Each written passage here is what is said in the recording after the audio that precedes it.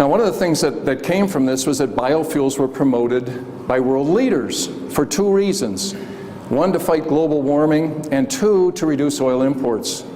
Chancellor Angela Merkel of Germany, I'm convinced that one of the greatest challenges of our time is climate change. Therefore, we have developed a common framework which includes biofuels.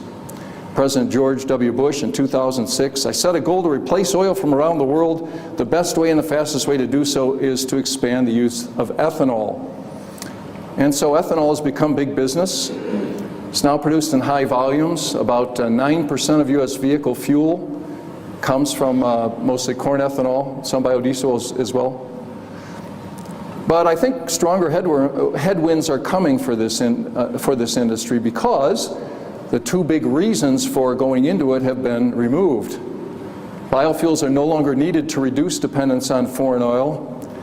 Matter of fact, I don't know if you've heard what's going on in the Permian Basin, West Texas, southeast New Mexico.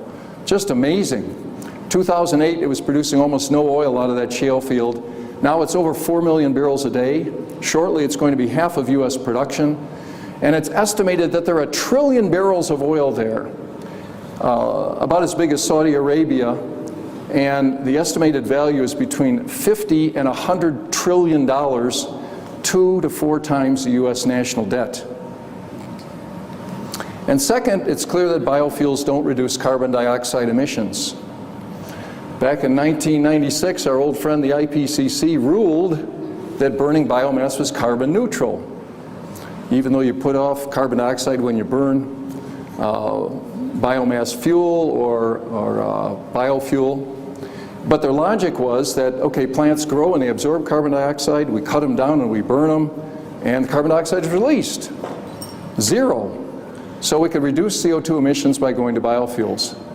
The problem with that logic is it doesn't, and by the way, so carbon dioxide emissions from biofuels aren't counted by the EPA and the European Union today. And we have goofy things like whole coal plants in Europe are switching over to wood, which gets less output and produces more CO2, but it's supposed to be carbon neutral.